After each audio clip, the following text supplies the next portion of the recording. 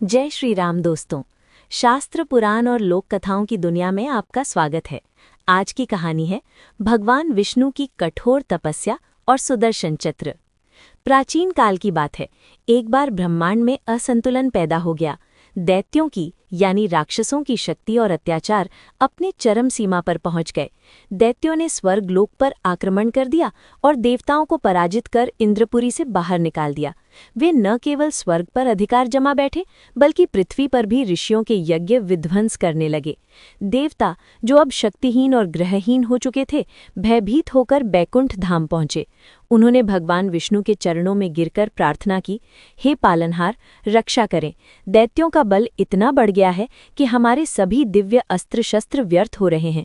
यदि आपने हस्तक्षेप नहीं किया तो सृष्टि का विनाश निश्चित है। भगवान विष्णु ने देवताओं को सांत्वना दी, किंतु वे जानते थे कि वर्तमान समय में दैत्यों का विनाश सामान्य आयुधों से संभव नहीं है।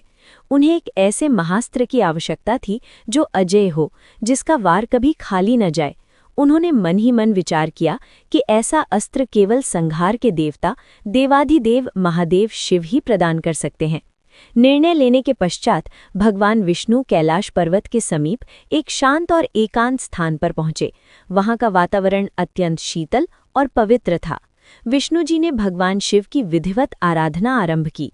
अपने आराध्य को प्रसन्न करने के लिए विष्णु जी ने एक अत्यंत कठिन संकल्प लिया।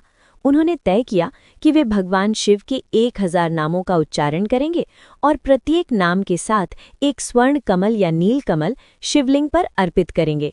उन्होंने पूजा आरंभ की। ओम शिवाय नमः पहला कमल चढ़ाया गया। ओम महेश्वराय नमः दूसरा कमल।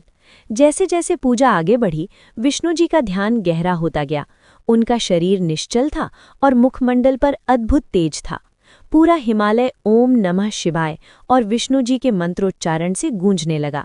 भगवान शिव कैलाश पर बैठे ध्यान मग्न थे, किंतु वे विष्णु जी की इस अनूठी भक्ति को देख रहे थे। जब विष्णु जी ने 999 यानी 999 नाम पूरे कर लिए और 999 कमल चढ़ा दिए, तब शिव जी के मन में अपने परम भक्त की परीक्षा लेने का विचार आया। वे देखना चाहते थे कि संकट की घड़ी में विष्णु जी का संकल्प कितना दृढ़ रहता है। जब विष्णु जी अंतिम और 1000वां नाम लेने वाले थे और उन्होंने कमल उठाने के लिए हाथ बढ़ाया तो वहां कुछ नहीं था। शिवजी ने अपनी माया से वो अंतिम 1000वां कमल अदृश्य कर दिया था। विष्णु जी का हाथ खाली रह गया। उन्होंने आंखें खोलीं और देखा कि पात्र में फूल नहीं है। वे विचलित हो गए। अनुष्ठान का नियम था कि आसन से उठ नहीं सकते और पूजा बीच में रोक नहीं सकते। यदि 1000वां फूल नहीं चढ़ाया गया तो सारी तपस्या भंग हो जाएगी और संकल्प टूट जाएगा। विष्णु जी ने चारों ओर देखा, लेकिन फूल कहीं नहीं था। समय निकलता जा रहा था। तभी विष्णु जी को स्मरण हुआ कि भक्त और संसार उन्हें कमल नयन यानी जिनकी आंखें कमल के समान सुंदर हैं और पुंडरीकाक्ष कहते हैं। उनके मन में विचार आया कि यदि मेरी आंखें कमल के समान हैं तो इस अंतिम कमल की कमी मैं अपने नेत्र से पूरी करूंगा, लेकिन ये पूजा अधूरी नहीं रहने दूंगा।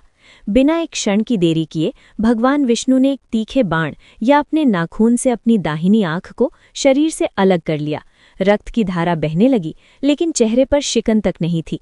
उन्होंने भक्ति भाव से वो नेत्र शिवलिंग पर अंतिम पुष्प के रूप में अर्पित कर दिया और अपना संकल्प पूरा किया। जैसे ही वो नेत्र शिवलिंग पर स्पर्श हुआ, संपूर्ण ब्रह्मांड कांप उठा। भगवान शिव इस अकल्पनीय त्याग को देखकर स्वयं को रोक न सके। वे तत्काल वहां प्रकट हुए। उनकी आंखों में अपने प्रिय हरि के लिए प्रेम के अश्रु थे। शिवजी ने कहा, हे नारायण, मैंने तीनों लोकों में आज तक ऐसी भक्ति और ऐसा त्याग नहीं देखा। आपने मेरे लिए अपने शरीर का मोह भी त्याग दिया। मैं आपसे अत्यंत प्रसन्न हूँ। भगवान शिव ने तुरंत विष्णु जी की आंख को पुनः ठीक कर दिया और उन्हें एक दिव्य तेज पुंज भेंट किया। ये वही सुदर्शन चक्र था। शिवजी ने चक्र प्रदान करते हुए कहा, हे विष्णु, ये सुदर्शन चक्र है। इसमें मेरे तीसरे नेत्र की ज्वाला और ब्रह्मांड की समस्त ऊर्जा समाहित है। ये दिशाओं और काल यानी समय से परे है। जिसके ऊपर आप इसे छोड़ेंगे उसका विनाश निश्चित है। ये दुष्टों का संहारक और धर्म की रक्षा करने वाला आपका अभिन्न अंग बनेगा। सुदर्शन चक्र प्राप्त कर भगवान विष्णु ने देवताओं को भयमुक्त किया। जब युद्ध भूमि में उन्होंने इस चक्र का आह्वान किया तो उसकी चमक करोड़ों सूर्य के समान थी। सुदर्शन चक्र की विशेषताएं। मन की गति। ये हाथ से फेंकने वाला सामान्य हथियार नहीं है, ये इच्छा शक्ति से चलता है। जैसे ही विष्णु जी मन में विचार करते हैं, ये शत्रु का सिर काटकर क्षण भर में उनकी उंगली पर वापस आ जाता है। इसका नाम सुदर्शन है, जिसका अर्थ है शुभ दृष्टि। ये केवल शरीर को नहीं मारता, बल्कि पापी के अहंकार और अधर्म को भी नष्ट करता है।